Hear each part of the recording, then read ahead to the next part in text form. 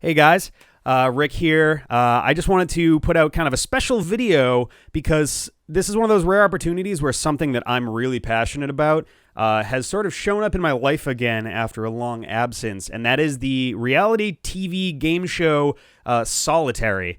If you're not familiar with it, that's what this video is for. It's something that I am really excited about, and no one else on the D-pad really knows about it. I showed them the first episode of it earlier this week, and then suddenly Solitary started springing up across the internet. This is a totally unscripted video, so I apologize if I sound a little all over the place or a little bit lined up like that, for example, then that's probably why. But it gets me really excited. If you watch Good Mythical Morning or anything with Rhett and Link, think about how they were with Clearly Canadian. This is me with Solitary. Solitary is a reality game show, like I said, that came out in 2006 and ran for 4 seasons on Fox Reality Channel until the channel itself was killed off in 2010. And the idea is there are 9 contestants who are put into isolation. And they have to compete against each other without making any contact with each other whatsoever. So what winds up happening is they have to figure out, without any real external stimuli, how well they're doing and kind of do what they can to game the system. The idea is there are a lot of challenges and what are called treatments. And at any time, you can only do basically one of 2 things. There's a green button in the room and a red button in the room. It's a blinking red button to get your attention. The green button lets you talk to the AI that controls the entire experiment named Val. The red button lets you quit the game. And by quit the game, I mean the whole thing. You entirely give up. You leave Solitary entirely. It's an open room, probably about the size of the living room that I'm in right now. I don't know, maybe like 20 by 20, somewhere in that ballpark. It's funny that I'm talking about the specs. Actually, one of the people who has shown up recently among all this Solitary news is the Solitary superfan, Rob Hakel. Obviously, I'm not enough of a superfan. I can't pronounce his last name. Who built himself a Solitary pod after watching the first 2 seasons and basically sent in him enduring his own Solitary treatments as his audition tape for season 3, and then got in there. Like, he got on the show for being a superfan, which is pretty awesome. It's a very rare thing for game shows. So what winds up happening, the very first episode is a little more interviewy than the rest of the show tends to be. It's all about psychological experiments and all about like getting inside the contestants' heads. So the first thing that happens is Val comes on. Oh, and so, like I said, there's no communication with each other. While you're in there, it's a room that's got, lighting, but nothing else really. There's a bed that occasionally is let out so you can lie down and sleep. You're allowed to bring in 3 comforting items that Val lets you have sometimes. And other than that, it's basically like a very brutal science experiment you're a part of. So first thing that happens in the first episode, after we get like a really brief, introduction to the rules and how the game's kind of going to work, is Val asks everyone what their names are. And, you'll get Cliff, Steve, all these different names. And Val says, no, you're wrong. You'll see on the wall, there's a very large number. This is your name. And asks again, what is your name? And they say 1, 2, 3, 4, all the way down. And so for the rest of the game, that's what they are. Number 3, number 8, number 6, that's your name. That's your identity as far as Val is concerned. So right away, and like it seems like it's just kind of a gimmicky thing, and maybe it sort of is, but it's this really subtle way of right away getting in the player's head, because it's all about taking away just a teeny tiny piece of who they are, taking away that teeny tiny piece of humanity just for, it'll wear down after a while. They giving you a number and taking away your name, as they say. So after a little bit of talking and getting, a basic idea of who these people are, Val then basically says to them, all right, you've all brought 3 things as comforting items. So now I'm going to show each of the items that the other players have brought, and it is up to you to decide what they get to keep.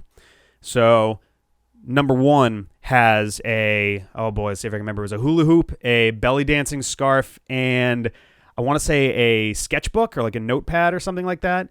And so the contestants are the players, the subjects are all, looking at the list. A lot of them are saying, let her keep them, whatever.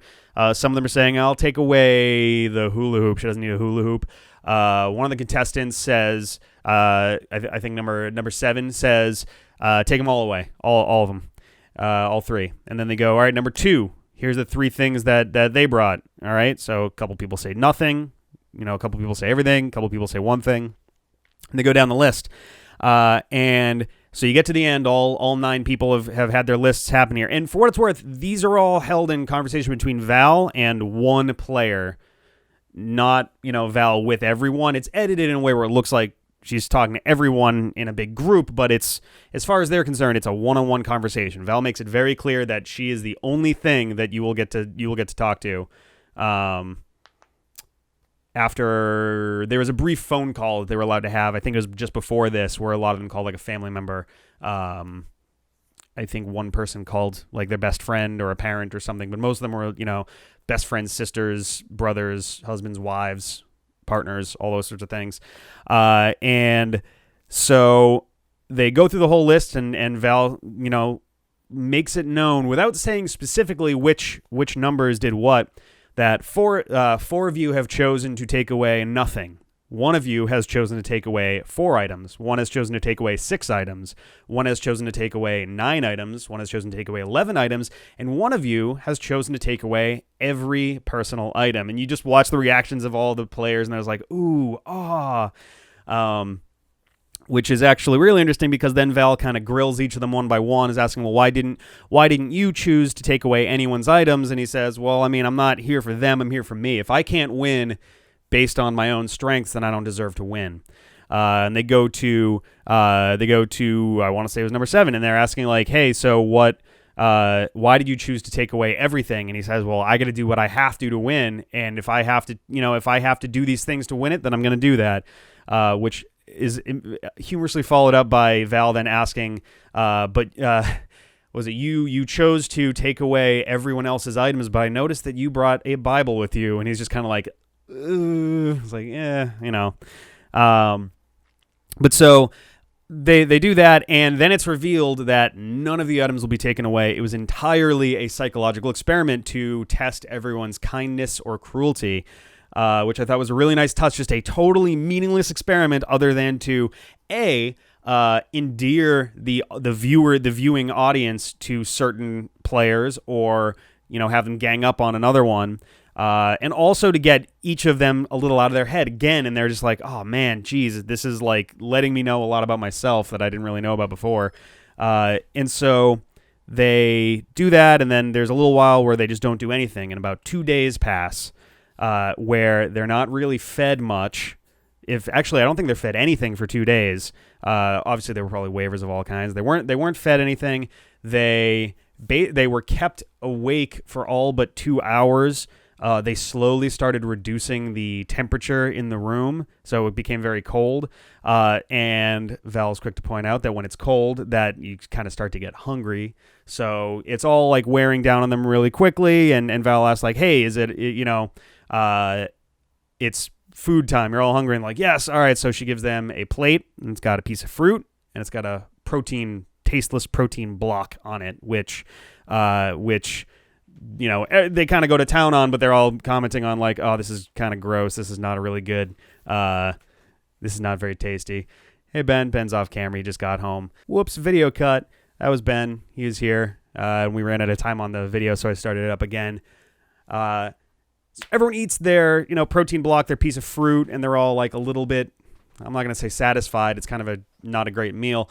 But after a little while, Val finally says, all right, you guys look like you're tired. It's time for some sleep. And they're like, oh, thank you. And a little bed pulls out, and it's got a blanket and a pillow. And before they go to bed, Val tells them, all right, you need to remember the following number, 3, 2. And a panel comes out, and on it is like a little telephone, 12-button pad.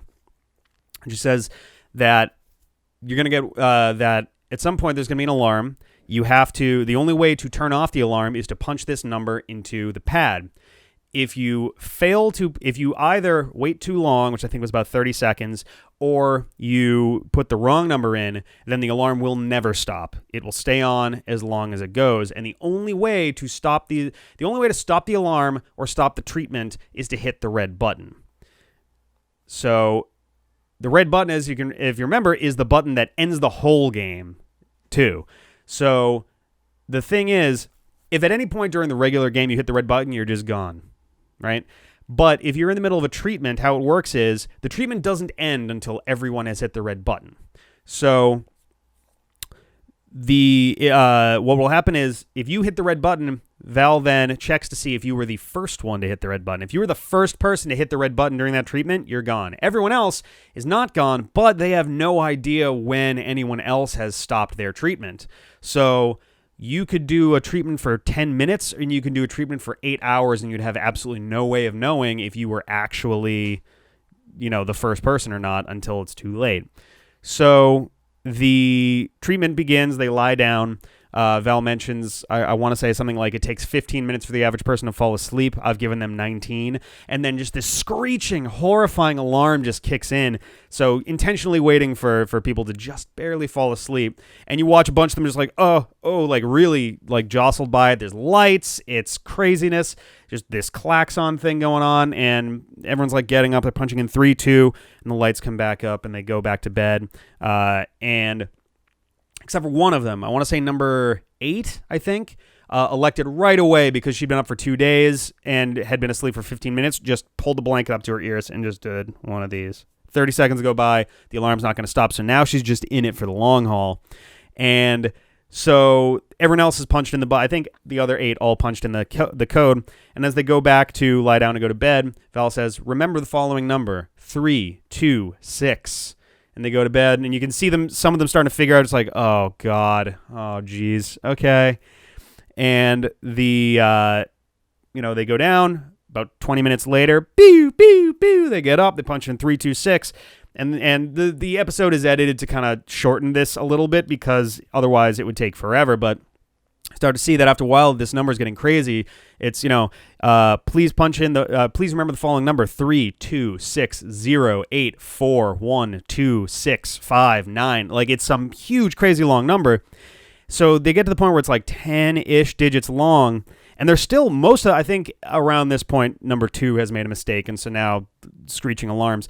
But you'd think that like after a while, if you're just good at memorizing numbers, you could do a string of 100 numbers. There are people who know pi to 300 digits, I could probably do it to about 50. Like, it just, you just kind of memorize them after a while, no matter what kind of string of digits. There are people who know half their phone book, So, not half the yellow pages, half like their Anyway, you get to a point where it's about 10 digits, and now Val says, remember the previous code in reverse. Please lie down and go to sleep. So now they've got to get up and do it backwards, and they all actually do, which is kind of impressive. And then they get up and it's, please insert the previous code, substituting all 6s with 5s and all 1s with 7s. And you're watching them just like having an existential crisis over this. She gets up and says, all right, please insert the previous code, but but add 1 to every even number, subtract 1 from every odd number, and leave all zeros alone. And like they're just sitting there like, what? And it's at this point where 9 goes, he goes back to bed, and then pew pew pew, and like I don't know if it was edited to look this specific way, but it looks like he just kind of gets up and realizes I have no idea, and just goes over and hits the red button. This is edited simultaneous with number 8. Just sitting there in bed like this. You see her just like lying on the floor, like covering herself up, and Val notes that the intensity of the light and sound has been increased slowly over this whole time. And eventually she gets up and she hits the red button too. And they're done at basically the same time. And editing wise, obviously wouldn't have been at the exact same time, but they reveal that 9 actually gave up first and not 8. which interestingly means, based on the number of rounds that were going on when 9 gave up, that 8 endured these screeching alarms and just ear-piercing for probably about 3 hours, maybe closer to 4 hours of just pew, pew, pew, pew, pew, burr, burr, like all kinds of stuff mixed in, which oh my God. So she's thrilled, and she gets to lie down and actually just go to sleep for real. She's ended the treatment. She's done. 9 has to leave because he hit the button first, so he's out. 2 is currently enduring a whole bunch of just sirens wailing because they fucked up, and now the other 6 contestants are still doing the number codes because the experiment only ends for them when they hit the red button. And again, they have no way of knowing that both 8 and 9 have hit the button by now. If any of them hit the button, they're just safe. But they don't know it. And they've been at this for hours. Hours and hours of just asleep, awake buttons. Asleep, awake buttons. And it's just... and it gives you like a really good taste of what the show has in store. There's a challenge where they're basically forced to eat until they can't anymore. There's one where they have to lie on a bed. Basically, think bed of nails. But it's not nails, because I guess the way that you would normally do a bed of nails actually distributes your weight very evenly and comfortably, and this is like thick pegs, and they're far enough apart that it actually doesn't distribute your weight very evenly, so it actually becomes very painful after not a very long time. They get put into boxes, they have to hang from chains, they have to, there's one where they have to try to hit the green button exactly, I want to say 4 hours after Val says go. There's a lot of crazy shit that's going on in this show, and it is so good. And it ran for 4 years, ended in 2010 when the Fox reality channel was shut down and replaced with like a National Geographic spin-off thing. I think it was like Nat Geo Go or something. And around that time, the producers of the show were scrambling to get it a new home, but it didn't pan out. Reality TV game shows were kind of being swallowed up at the time. So it didn't have a very high chance of survival. This came out, if I remember correctly, this was around the same time as we had stuff like Fear Factor the first time, not when it got revived itself, but we also had stuff like The Chair and The Chamber and other stuff that was like really clever, creative ideas, but they didn't last long. They really didn't go very far. As evidenced by the fact that the Fox reality channel got shut down. If it was a solid, genre at the time, it would have still lasted longer. But back in those days, you either got investment or you just were done. So the show was done.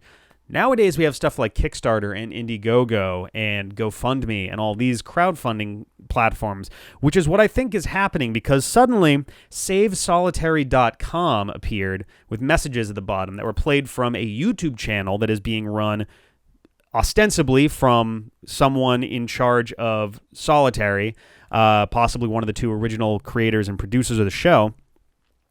So there's a YouTube channel that's pumping out videos that you can see. It's just a quick little loop in the background of SaveSolitary.com. There's also a Twitter account, Save_Solitary. There's also a Facebook page. It's something like Save Solitary Val Pay. I forget the exact name of it. I'll put a bunch of links in the description. You can check it out. There's even a Reddit account, the username Save Solitary. And at first I was really not super sure if this was legit or if it was just a super fan basically making a bunch of stuff happen. And it still could be. It's entirely possible that this is a super fan either A, doing it for fun, or B, trying to rile up attention so hopefully the show could get revived. But there's been a lot of hints that this is an attempt to get the show back on the air. And between stuff like Netflix and Hulu and Amazon Prime, and Amazon Prime, by the way, is where, between Amazon Prime and iTunes, you can actually watch the whole show there. I think minus the very first episode isn't on iTunes for some reason. But Amazon Prime currently has a bunch, as far as I can tell, the rights to showing the show. And at first, again, I was not super sure about it. And then it seemed like a lot of people were starting to get gathered up. And then that super fan that I mentioned near the beginning, Rob Hakel, damn it, I got to figure out how to pronounce his name. The guy who made his own chamber, appeared in season 3. He actually showed up in the Facebook page and was responding and chatting with Val. And that he was the only one that I was aware of, and it was mentioned that other Solitarians, as they're calling themselves right now, had shown up and were kind of floating around in the background. And then number 7 from the original show actually also showed up, and now I'm starting to wonder, maybe this is legit. This could actually be a real thing. So I apologize for not having, written something up. A lot of this stuff happened today. I only found out about number 7 today. And I made a couple posts on Reddit because screw it, why not? The page is trying to get a gathering, and I suspect that the idea is they want to probably get a big pile of Facebook fans and Twitter followers so that when the time comes, they can launch some kind of a crowdfunding campaign to start the show up again and have a big enough audience for it to maybe work. So I'm going to keep following this. I'm really interested in seeing where this goes. I'm trying to keep, I'm trying to keep, this video as spoiler free as I can because the other members of the D-Pad have not seen the show and we're actually kind of watching through it right now. I showed them the first episode the other day and they all actually seem pretty hooked on it. So we might be watching some more of that and maybe we'll, do a little something to kind of talk about it as it goes along there too, to help drum up a little support for it. So I will keep you guys updated as best I can. There's a lot of really rapid changes that are going on with this stuff. This is really like 3-4 days since it really started to get moving. I think the Facebook page is like a week or two old, but only in the last couple days has it actually started to do something. So I'm going to keep you guys updated, and maybe if we're very lucky, we can save Solitary. See you guys later.